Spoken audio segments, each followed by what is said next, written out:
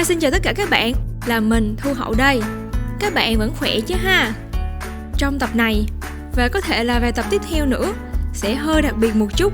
Mình mời các bạn cùng đi Philippines với mình để tham gia chương trình Đại hội Giới Trẻ Thừa Sai Chúa Cứu Thế vùng châu Á và châu Đại Dương nha.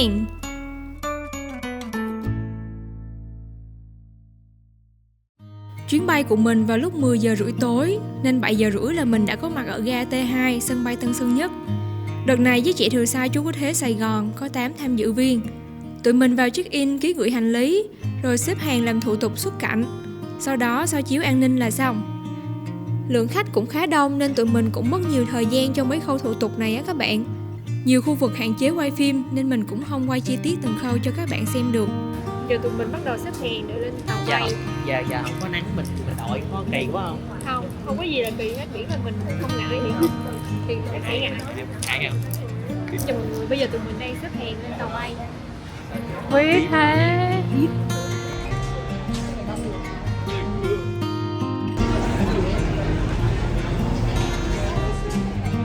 Đại hội Giới Trẻ Thừa Sai Chúa Cứu Thế vùng châu Á và châu Đại Dương năm nay sẽ do Tịnh dòng Chúa Cứu Thế Cebu và Phó Tịnh dòng Chúa Cứu Thế Manila đăng cai tổ chức. 10 giờ rưỡi mình có mặt trên tàu bay. Bay từ Sài Gòn đến sân bay quốc tế Ninoy Aquino Manila khoảng 2 tiếng rưỡi các bạn. Đây là lần thứ 2 mình tham gia Đại hội Giới Trẻ Thừa Sai Chúa Cứu Thế vùng châu Á và châu Đại Dương, còn được gọi là vùng Á Úc. Lần đầu tiên mình tham dự là vào mùa hè năm 2024. Lần đó đại hội được tổ chức tại đảo Sumba, Indonesia. Nãy giờ mình nói tên chương trình là Đại hội Giới Trẻ Thừa Sai Chúa Cứu Thế để các bạn dễ hình dung. Còn tên chính thức của chương trình tụi mình hay gọi tắt là AYG, là Alphonsan Youth Gathering, nghĩa là Đại hội Giới Trẻ Alfonso. Thánh Alfonso là vị thánh sáng lập ra dòng Chúa Cứu Thế này các bạn. Mục đích của AYG vùng Á Úc là quy tụ các bạn trẻ đến từ các đơn vị tông đồ dòng Chúa Cứu Thế trong khu vực để cùng nhau gặp gỡ, hiệp thông, cộng tác và thi hành sứ vụ. Đặc biệt, đại hội hướng đến việc củng cố đức tin cho người trẻ trong thế giới hôm nay, cũng như giúp họ nhận ra vai trò của một nhà truyền giáo trẻ giữa những thách đố của đời sống thường ngày.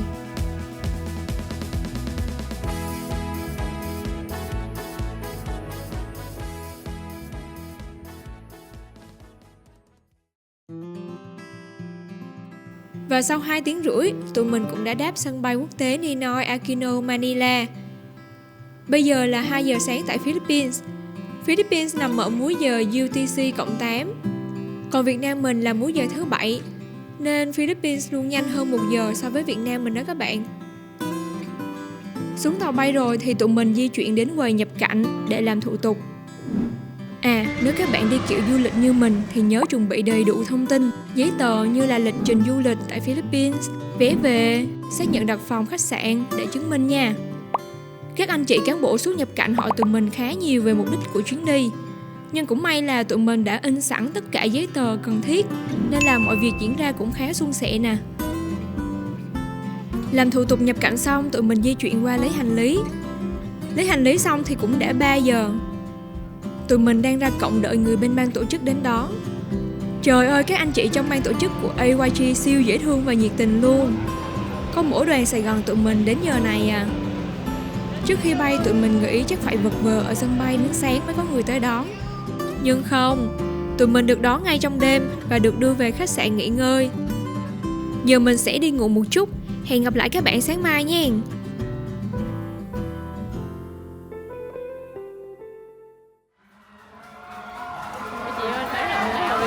Nghe âm thanh này là mình biết mình đến nơi rồi á. Đầu tiên tụi mình đến quầy check-in để điểm danh và nhận thẻ tham dự viên AYG. Để đảm bảo tính an toàn, tất cả tham dự viên được yêu cầu đeo thẻ này trong suốt chương trình AYG để ban tổ chức họ dễ nhận diện và quản lý á các bạn. Ngoài ra tụi mình còn được phát thẻ tên để dán lên hành lý, nhìn xịn sò lắm luôn. Cho các bạn xem, một màn chào đón quá xuất sắc, quá trùm beng luôn á các bạn. Cười không ngậm được miệng là có thiệt. Hôm nay, các nhóm giới trẻ thừa sai quốc tế sẽ gặp gỡ nhau tại nhà thờ Baclaran, Manila. Còn các nhóm giới trẻ thừa sai từ các tỉnh và thành phố ở Philippines sẽ tập trung tại Cebu trước. Ngày mai tụi mình mới bay sang Cebu. Các tham dự viên của AYG gồm có quý cha, quý thầy, quý sơ đang làm công tác phục vụ giới trẻ dòng Chúa Cứu Thế và hơn 300 bạn trẻ đến từ nhiều đất nước khác nhau. Nước chủ nhà Philippines với hơn 12 đơn vị địa phương trên khắp đất nước. Singapore, Malaysia, Ấn Độ, Sri Lanka, Nhật Bản, Hàn Quốc, Thái Lan, Úc, Mỹ, Canada, Indo và Việt Nam.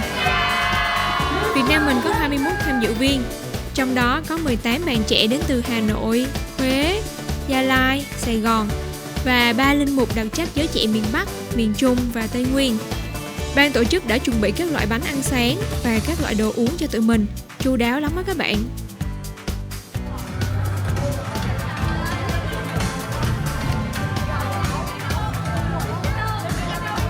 Trong buổi sáng nay, tụi mình sẽ cùng gặp gỡ nhau, làm quen, giao lưu, chia sẻ. Không khí nhộn nhịp, phấn khởi vui tươi lắm luôn. Và một điều đặc biệt nữa đối với mình mà mình rất biết ơn, đó là mình được gặp lại các cha, các bạn đã cùng đồng hành trong AYG 2024 tại Indo. Gần 2 năm rồi mới gặp lại nhau, nó hạnh phúc và nó xúc động lắm luôn. Cho các bạn xem, đây được gọi là điệu múa dân gian Lapay Bantige. Lapay là từ địa phương dùng để chỉ những đàn chim Hải Âu thường xuất hiện dọc theo các bờ biển. Bantige là tên một ngôi làng, nơi truyền thống điệu múa này được hình thành. Điệu múa Lapay Bantige này mô phỏng cử chỉ và chuyển động của những chú chim Hải Âu, cũng là lời tri ân dành cho người dân làng Bantige và tôn vinh đời sống gắn bó với biển cả của các ngư dân địa phương. Xong các màn giao lưu rộn ràng tưng bừng thì cũng đến giờ trưa. Sáng giờ vui chơi hát hò nhảy nhót nhiều nên giờ mình cũng đói bụng. Phần cơm trưa nay của mình có cá chiên và rau củ xào. Mời các bạn ăn cùng mình nha. Đố các bạn ăn xong thì phải làm gì? Phải nhảy cho nó tiêu cho tụi mình nè. Hầu như tất cả tham dự viên quốc tế tụi mình đều đến Philippines vào sáng sớm, nên giờ ai cũng khá mệt và buồn ngủ. Ban tổ chức cho tụi mình 4 tiếng nghỉ trưa. Giờ tụi mình lên xe di chuyển về khách sạn nghỉ ngơi thôi.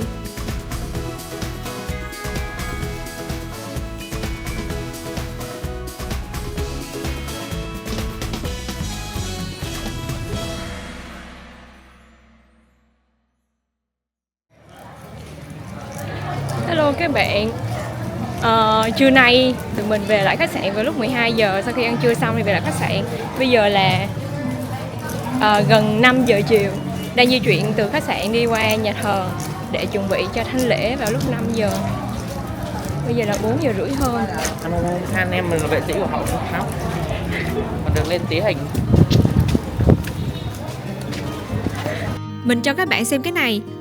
Trời ơi, các bạn thấy mấy cái xe đồ ăn này dễ thương không? Chiều nay tụi mình có một bữa xế cực kỳ hoành tráng và mang đậm văn hóa Philippines. Theo mình hỏi được thì các gian hàng này gồm những món tráng miệng và những món ăn vặt truyền thống ở đây. Các loại bánh được làm từ khoai mì nè, chuối, bắp. À, có món tu sốc là kiểu đồ xiên que giống cái viên chiên ở Việt Nam mình đó các bạn. Mình nói vậy để các bạn dễ hình dung. Nhưng mà họ không ăn với tương. Họ ăn với một loại nước sốt ngâm. Nó chua chua, cay cay, mặn mặn. Ăn cũng thú vị lắm đó các bạn. Còn này là mais con hielo, là một món tráng miệng nổi tiếng của Philippines. Thành phần chính của nó là bắp ngọt, đá bào, sữa đặc hoặc sữa tươi và đường này các bạn. Thưởng thức các món ăn nhẹ truyền thống xong thì tụi mình di chuyển xuống nhà thờ Baclaran, còn được gọi là đền thánh quốc gia Đức Mẹ Hằng Cứu Giúp, để chuẩn bị cho thánh lễ đầu tiên trong chương trình AYG. Trước khi bắt đầu thánh lễ, tham dự viên các nước long trọng rước thánh giá AYG lên cung thánh, như dấu chỉ khai mạc Đại hội giới trẻ Thừa Sai Chúa Cứu Thế vùng Á Úc. Và thánh lễ AYG đầu tiên này được cử hành vào đúng ngày lễ khai mạc mùa hành hương kính Đức Mẹ Hằng Cứu Giúp năm 2026, là một thánh lễ trọng thể do Đức Giám mục Giáo phận San Pablo chủ tế. Trong thánh lễ, Đức Cha có những thông điệp muốn nhắn nhủ đến người trẻ ngày nay. Ngài nói người trẻ được sai đi để trở thành những nhà truyền giáo. Ngài cũng muốn nhắc nhớ người trẻ đừng quên rằng Đức Mẹ cũng là một người phụ nữ trẻ khi Thiên Chúa chọn mẹ làm mẹ của Đấng Cứu Thế. Tuổi trẻ sẽ không bao giờ là lý do bào chữa. Có thể là sợ hãi, có thể là thiếu sót, nhưng không bao giờ là lý do để bào chữa. Ngài còn nhắc lại lời Thánh Alphonso từng nói rằng Thiên Chúa muốn mọi người đều trở nên thánh, nhưng phải là thánh trong đời sống thường nhật của mình. Và điều đó không loại trừ người trẻ. Không chỉ là về nghề nghiệp, mà trên hết là con người của các con hiện tại. Ngài nhấn mạnh, nhà thờ, giáo hội là dành cho người trẻ, bởi vì giờ đây vai trò của các con với tư cách là những nhà truyền giáo là cấp bách và cần thiết. Cũng trong thánh lễ này, một nghi thức hết sức thiêng liêng đã được cử hành. An Baba Kai Inai Maria, nghĩa là hạ lên nạnh mẹ Maria. Trong nghi thức này, bức lên nạnh Đức Mẹ Hằng Cứu Giúp được hạ xuống cách cung kính, để các tín hữu có cơ hội bày tỏ lòng tôn kính, chiêm bái lên nạnh mẹ cách gần gũi hơn. Lễ xong thì tụi mình cũng tranh thủ chụp hình kỷ niệm ở trong nhà thờ luôn, vì tụi mình chỉ tham dự một thánh lễ duy nhất hôm nay tại nhà thờ Baclaran này thôi.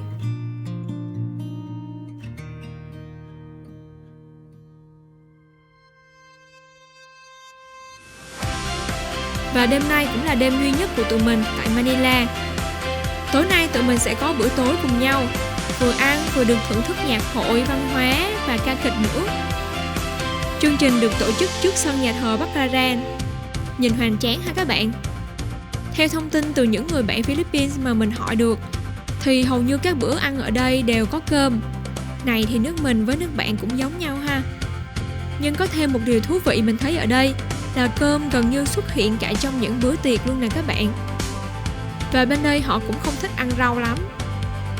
Bữa tối nay của mình có cơm, bò, gà và macaroni, kiểu nuôi á, nhưng vị là lạ, ăn ngon lắm các bạn. Mời các bạn vừa ăn vừa xem văn nghệ với mình nha.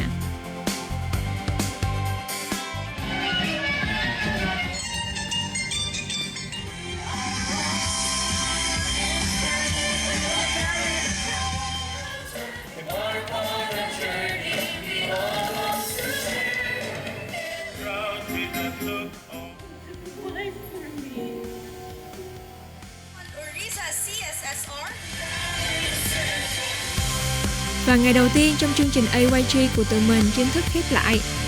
Một ngày quá nhiều cảm xúc và biết ơn. Trải nghiệm cuối ngày của mình nè. Ngồi xe này quay về khách sạn ngủ nghỉ, nạp lại năng lượng để chuẩn bị cho ngày thứ 2 của AYG. Cảm ơn các bạn đã xem đến đây. Hy vọng là các bạn cũng đã đi cùng mình phần nào trong chuyến đại hội lần này. Và hẹn gặp lại các bạn trong ngày thứ 2 tại AYG nha. Hứa hẹn sẽ có nhiều điều thú vị hơn nữa. Bye bye!